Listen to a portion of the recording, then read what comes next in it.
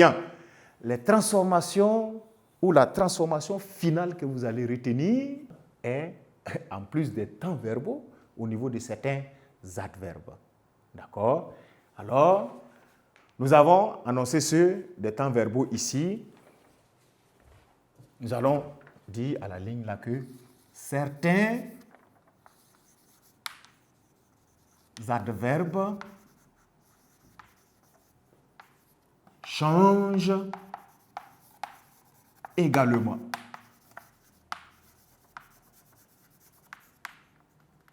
Voilà.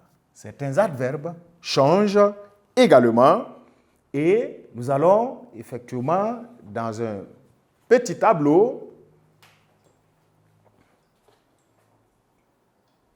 eux aussi les classifier pour que vous puissiez avoir une idée de comment les agencer et vous préparer à les retenir. C'est de la même manière, la première colonne,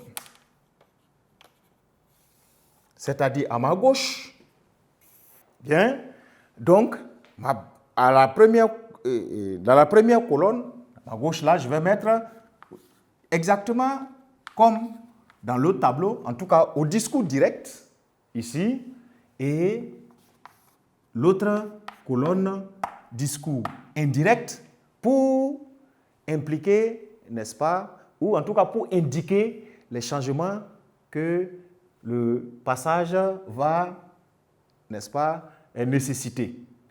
Bien. Il peut y arriver que vous voyez au discours direct des mots tels que ici, n'est-ce pas? On dit généralement qu'au discours indirect, vous allez vous rendre compte que c'est plus commode de dire là. Voilà. Oui. Vous allez voir des mots tels que hier. Voilà. Au discours indirect, ils vont vous donner des mots tels que la veille. Si au discours direct, vous avez hier, au discours indirect, ça va devenir la veille.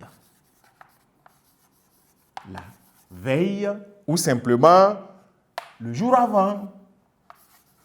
Le jour avant, le jour précédent, etc. Ce sont des aspects de qualité de langage. Sinon, hier et au discours indirect, hier, vous allez vous rendre compte que ça ne sonne pas bien et ça va donner une moitié du discours indirect bien fait. Sinon, ce n'est pas intéressant. Le jour précédent, c'est-à-dire hier. Un jour avant, le jour avant, c'était hier, le jour d'avant. La veille est ce qui est préconisé, la plus belle manière de dire hier. D'accord? Mais vous aurez des mots tels que aujourd'hui.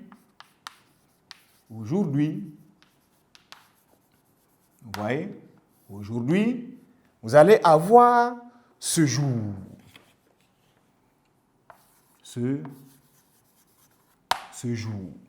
Il est plus commode, plus approprié, mais vous allez entendre, ou vous allez parfois dire, alors je mets comme ça, ce jour-là, vous voyez, ce jour-là, c'est pas tout à fait, ou ce jour-ci, tout ça c'est ce jour, c'est-à-dire aujourd'hui.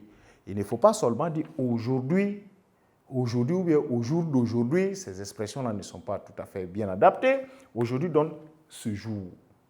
Voilà. Ce jour n'a pas une idée de, comme si on parlait d'un jour passé ou d'un autre jour. C'est-à-dire aujourd'hui, c'est dit ce jour. Voilà. Ce jour, 30 novembre, 30 octobre, nous allons monter les couleurs, nous allons faire une dictée, nous allons, etc. C'est la même chose que aujourd'hui, nous allons faire une dictée. Bien.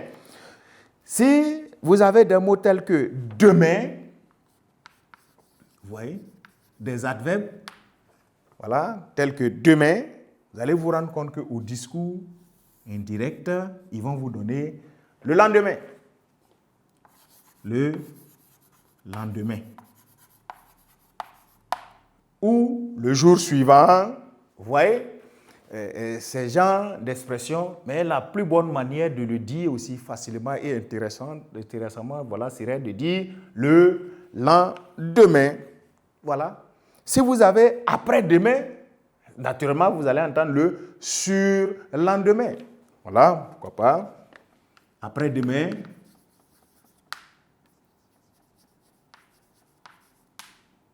Voilà. Vous allez avoir le surlendemain que vous entendez. Le surlendemain. Mais vous allez vous rendre compte que le surlendemain, c'est dans 2 jours, aussi simplement. Dans 2 jours. On va dire dans 2 jours. Je vais l'écrire ici. Dans 2 jours. Vous avez la possibilité aussi d'avoir bien d'expressions pareilles qui peuvent aller dans la semaine prochaine, dans 2-3 jours, dans 2-3 ans. Ça peut s'étaler sur des questions de temps. Et vous allez vous rendre compte que les adverbes, certains adverbes qui changent là, ce sont généralement des adverbes de temps qui font une métamorphose pour pouvoir mieux faire. Sinon, si vous conduisez après-demain d'un discours direct à un discours indirect, il y a une question de forme qui ne serait pas tout à fait intéressante. De sorte que si on dit avant-hier, on va voir si déjà on a compris. Voilà. Avant-hier. Si hier, c'est la veille, le jour avant, avant-hier, vous allez vous rendre compte qu'il est facile de dire l'avant-veille. Donc, vous entendez parfois l'avant-veille. Ou simplement, avant-hier, c'était 2 jours avant. Voilà. Donc, une liste exhaustive de cette manière de dire ne serait pas